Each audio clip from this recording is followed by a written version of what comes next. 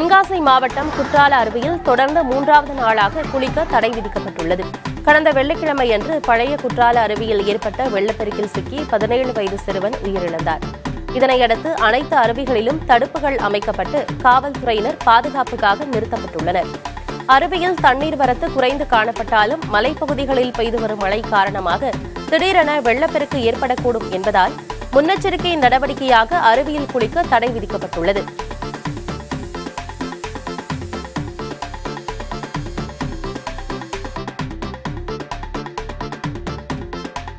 வைகை ஆற்றில் இறங்கவோ குளிக்கவோ வேண்டாம் என மதுரை மாவட்ட நிர்வாகம் ஆற்றங்கரையோர மக்களுக்கு வெள்ள அபாய எச்சரிக்கை விடுத்துள்ளது.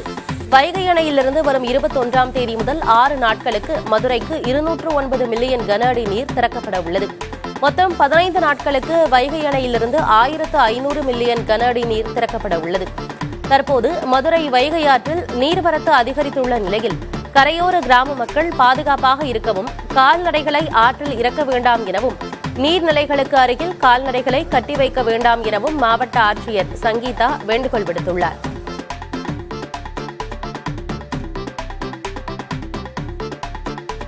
திருப்பூர் திருமூர்த்தி மலையில் அமைந்துள்ள பஞ்சலிங்க அருவியில் வெள்ளம் ஏற்பட்டதால் குளிக்க தடை விதிக்கப்பட்டுள்ளது.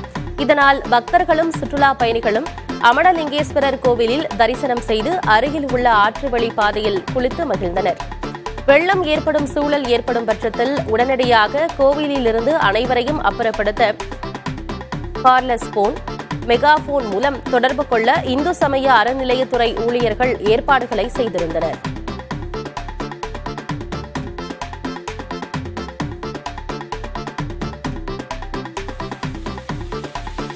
நாகை மாவட்டம் வேதாரண்யத்தில் இன்று காலை முதல் 1 மணி நேரத்திற்கு மேலாக பரவலாக மழை பெய்தது. வேதாரண்யம் பகுதியில் கீழடுக்கு சுழற்சி காரணமாக கடந்த 15ஆம் தேதி முதல் விட்டு மழை பெய்து வருகிறது. இந்நிலையில் தலைஞாயிறு, கரியாப்பட்டினம், வாய்மேடு, ஆயக்காரன்புலம், செம்போடை ஆகிய சுற்றுவட்டார பகுதிகளில் காற்றுடன் கூடிய நல்ல மழை பொழிந்தது. இதனால் சாலைகளில் தண்ணீர் பெருக்கெடுத்து ஓடியது.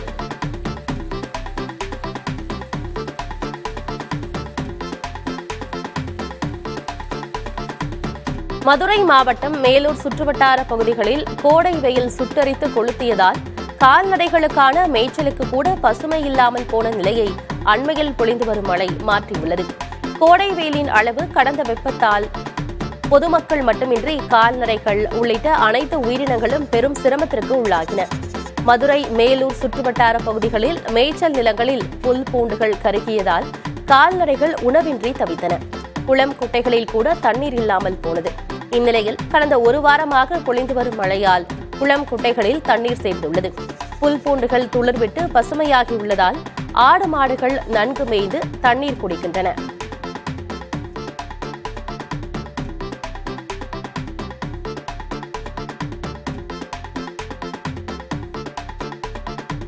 சத்தியமங்கலம், கடம்பூர் சுற்றுவட்டார பகுதிகளில் பெய்த பலத்த மழையினால் ஊருக்குள் வெள்ள நீர் புகுந்தது.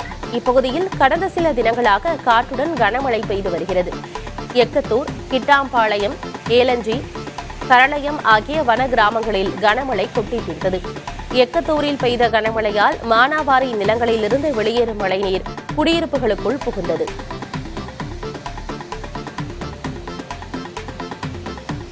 தேனி மாவட்டத்திற்கு கனமழை எச்சரிக்கை விடுக்கப்பட்டுள்ளதால் கும்பக்கரை அருவியில் நீராட வந்த சுற்றுலா பயணிகள் ஏமாற்றத்துடன் திரும்பி செல்கின்றனர். மேற்கு தொடர்ச்சி மலையை ஒட்டியுள்ள மாவட்டங்களில் கனமழைக்கான சிவப்பு நிற எச்சரிக்கை விடுக்கப்பட்டுள்ளது. இந்த சூழ்நிலையில் நேற்று முன்தினம் பழைய குற்றாலம் அருவியில் திடீரென காட்டாற்று வெள்ளம் பெருக்கெடுத்ததால் சுற்றுலா பயணிகள் அலறி அடித்து ஓடினர்.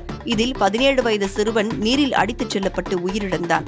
இதனையடுத்து கனமழை எச்சரிக்கையின் காரணமாக சுற்றுலா பயணிகளின் பாதுகாப்பு கருதி அருவிகள் மற்றும் நீர்நிலைகளில் குளிக்க தடை விதிக்கப்பட்டுள்ளது.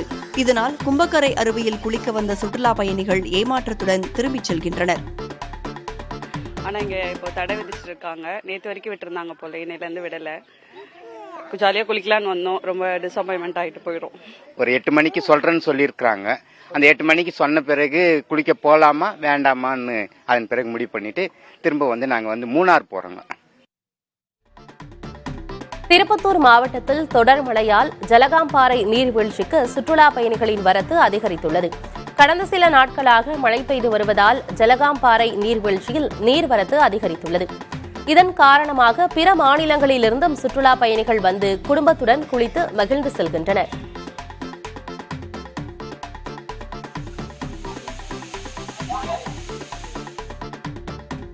தொடர் விடுமுறையால் உலக புகழ்பெற்ற தஞ்சை பெரிய கோயிலை காணவும் சுவாமி தரிசனம் செய்யவும் ஏராளமான பக்தர்கள் குவிந்தனர்.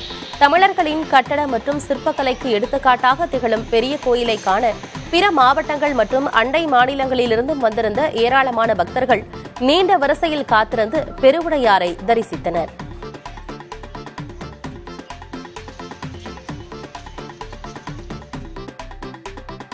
மதுரையில் முகூர்த்த நாட்கள் மற்றும் தொடர் மழையினால் பூக்களின் விலை உயர்ந்துள்ளது. மதுரை மாட்டுத்தாவணி மலர்ச்சந்தைக்கு தமிழகத்தின் பல்வேறு பகுதிகளிலிருந்தும் பூக்கள் விற்பனைக்காக கொண்டுவரப்படுகின்றன. இந்நிலையில் தென் மாவட்டங்களில் பெய்து வரும் தொடர் மழையின் காரணமாக பூக்களின் வரத்து வெகுவாக குறைந்துள்ளதால் விலை அதிகரித்திருப்பதாக வியாபாரிகள் கூறுகிறார்கள்.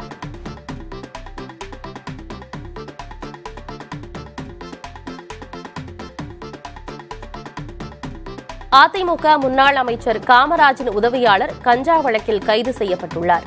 திருவாரூர் மாவட்டம் மன்னார்குடியைச் சேர்ந்த தீபன் காமராஜின் உதவியாளராக அறியப்படுகிறார். அண்மையில் இவரிடமிருந்து 1.5 கிலோ கஞ்சாவை பறிமுதல் செய்த காவல்துறையினர் தீபன் மற்றும் அவரது நண்பர்கள் இருவரை கைது செய்தனர். மூவரும் 14 நாட்கள் நீதிமன்ற காவலில் சிறையில் அடைக்கப்பட்டுள்ளனர்.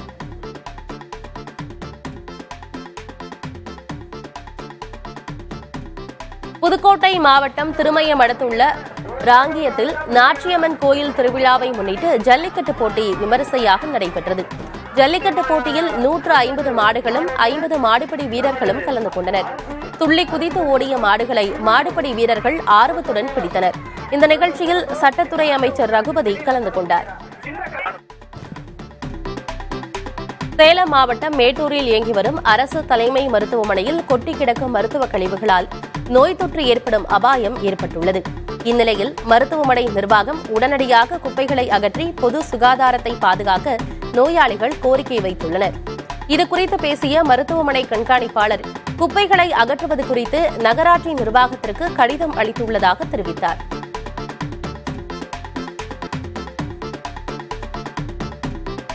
சிவகங்கை பேருந்து நிலையத்திலிருந்து புறப்பட்ட பேருந்து சிறிது தூரம் சென்று பழுதாகி நின்றதால் பயணிகளை பேருந்தை தள்ளிச் சென்றனர். இந்த காட்சிகள் தற்போது இணையத்தில் வைரலாகியுள்ளது. அரசு பேருந்துகள் முறையான பராமரிப்பின்றி இதுபோன்று பழுதாகி நடுவழியில் நிற்பதால் பயணிகள் அவதியடைகின்றனர்.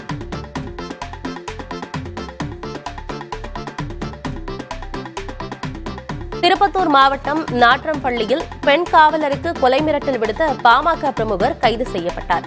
கொத்தூர் பகுதியைச் சேர்ந்த பாமக நிர்வாகியான பாஸ்கர் பெண் காவலர் ஒருவருடன் பழகி வந்துள்ளார். இந்நிலையில் பெண் காவலர் பாஸ்கருடன் பேசுவதை தவிர்த்து வந்துள்ளார். இதனால் ஆத்திரமடைந்த பாஸ்கர் பெண் காவலரின் செல்போனிற்கு கொலை மிரட்டல் விடுத்து குறுஞ்செய்தி அனுப்பியுள்ளார். இதுகுறித்து பெண் காவலர் அளித்த புகாரில் நாற்றம்பள்ளி காவல்துறையினர் வழக்கு பதிவு செய்து பாஸ்கரை கைது செய்தனர்.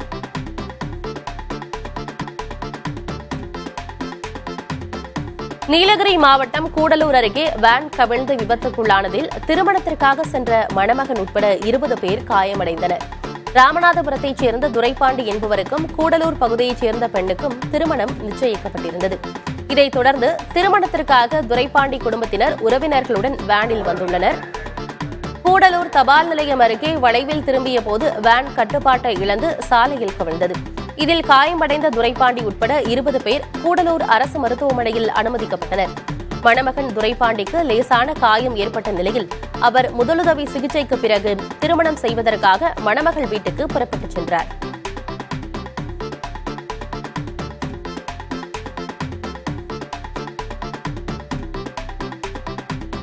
திருச்சி மாவட்டம் புங்கனூரில் பிரசித்தி பெற்ற ஸ்ரீ மகா காளியம்மன் கோயிலில் நன்னீராட்டு விழா வெகு விமரிசையாக நடைபெற்றது. புங்கனூரில் மகா காளியம்மன் உட்பட 7 சிறு தெய்வ கோயில்களிலும் 4ஆம் கால யாக பூஜைகள் நடத்தப்பட்டன. இதனையடுத்து மங்கள வாத்தியங்கள் முழங்க ஊர்வலமாக கொண்டுவரப்பட்ட புனித நீரால் 7 சிறு தெய்வ கோயில்களிலும் ஒரே நேரத்தில் நன்னீராட்டு விழா செய்யப்பட்டது. பின்னர் விழாவில் கலந்து கொண்ட 1000த்திற்கும் மேற்பட்ட பக்தர்கள் மீது புனித நீர் தெளிக்கப்பட்டது.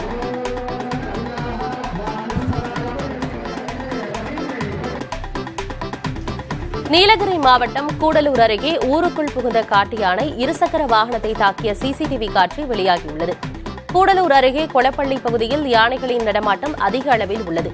இந்நிலையில் கொளப்பள்ளி பஜார் பகுதிக்குள் அதிகாலை நேரத்தில் புகுந்த ஒற்றை காட்டு யானை சாலையில் நிறுத்தி வைக்கப்பட்டிருந்த இருசக்கர வாகனத்தை தாக்கியது.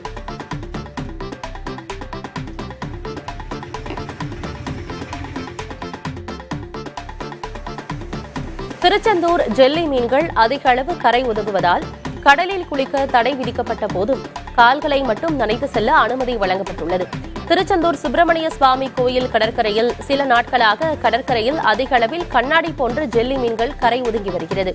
இதனால் கடலில் நீராடும் பக்தர்களுக்கு தோல் அரிப்பு, ஒவ்வாமை உள்ளிட்ட பாதிப்புகள் ஏற்பட்டதாக கூறப்பட்டது. இந்நிலையில் விடுமுறை தினம் என்பதால் திருச்செந்தூரில் பக்தர்களின் கூட்டம் அலைமோதியது.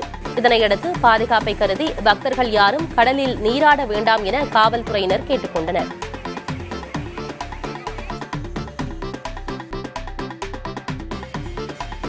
வேலூர் மாவட்டம் ஜவ்வாது மலைத்தொடரில் இடியுடன் கூடிய கனமழை பெய்த நிலையில் உத்திரகாவிரி ஆற்றில் வெள்ளம் கரைபுரண்டு ஓடியது. நியமந்தபுரம் பகுதிக்கு செல்லும் தரைப்பாலம் வெள்ளத்தில் மூழ்கியது. இதனால் அப்பகுதி மக்கள் 2 கிலோமீட்டர் தூரம் வரை சுற்றி செல்லும் சூழல் ஏற்பட்டது. பாலம்பாடி கிராமத்திற்கு செல்ல உயர்மட்ட பாலம் அமைக்கப்பட்டு வரும் நிலையில் தற்காலிகமாக மண் தரைப்பாலம் அமைக்கப்பட்டுள்ளது. தற்போது ஏற்பட்ட வெள்ளத்தால் மண் தரைப்பாலம் அடித்துச் செல்லப்பட்டது. இதன் காரணமாக சுற்றுவட்டார கிராம மக்கள் 5 கிலோமீட்டர் வரை சுற்றி செல்லும் சூழல் உருவாகியுள்ளது. இந்நிலையில் வெள்ளம் ஏற்படும் காலங்களில் பொதுமக்கள் நீர்நிலைகளுக்கு செல்ல வேண்டாம் என மாவட்ட நிர்வாகம் அறிவுறுத்தியுள்ளது. நாகை மாவட்டம் வேதாரண்யத்தில் வானிலை ஆய்வு மையம் எச்சரிக்கையால் 3வது நாளாக நாட்டுப்படகு மீனவர்கள் கடலுக்கு மீன்பிடிக்க செல்லவில்லை. கடந்த 4 நாட்களாக கோடை மழை பொழிந்து வரும் நிலையில் தமிழக கடலோர பகுதிகளில் கனமழை மற்றும் பலத்த காற்று வீசும் என இந்திய வானிலை ஆய்வு மையம் அறிவித்துள்ளது. இதனால் மறு அறிவிப்பு வரும் வரை மீனவர்கள் யாரும் கடலுக்கு செல்ல வேண்டாம் என நாகை மீன்வளத்துறை எச்சரிக்கை விடுத்தது.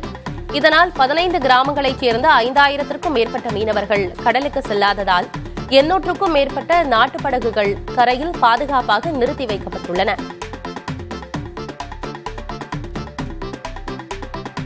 கரூர் மாவட்டம் சிந்தலவாடி மகா மாரியம்மன் கோயில் வைகாசி தேர் திருவிழாவையொட்டி தூக்கு தேர் வீதி உலா விமரிசையாக நடைபெற்றது.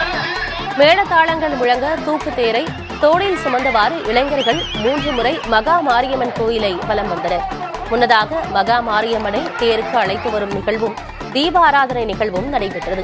தேரோட்ட விழாவை முன்னிட்டு பல இடங்களில் அன்னதானம், நீர்மோர் வழங்கப்பட்டன. நாகை மாவட்டம் வேதாரண்யத்தில் வானிலை ஆய்வு மையம் எச்சரிக்கையால் 3வது நாளாக நாட்டுப்படகு மீனவர்கள் கடலுக்கு மீன்பிடிக்க செல்லவில்லை. கடந்த 4 நாட்களாக கோடை மழை பொழிந்து வரும் நிலையில் தமிழக கடலோரப் பகுதிகளில் கனமழை மற்றும் பலத்த காற்று வீசும் என இந்திய வானிலை ஆய்வு மையம் அறிவித்துள்ளது. இதனால் மறு அறிவிப்பு வரும் வரை மீனவர்கள் யாரும் கடலுக்கு செல்ல வேண்டாம் என நாகை மீன்வளத்துறை எச்சரிக்கை விடுத்துள்ளது. இதனால் 15 கிராமங்களைச் சேர்ந்த 50,000த்திற்கும் மேற்பட்ட மீனவர்கள் கடலுக்கு செல்லாததால் 800க்கும் மேற்பட்ட நாட்டு படகுகள் கரையில் பாதுகாப்பாக நிறுத்தி வைக்கப்பட்டுள்ளன.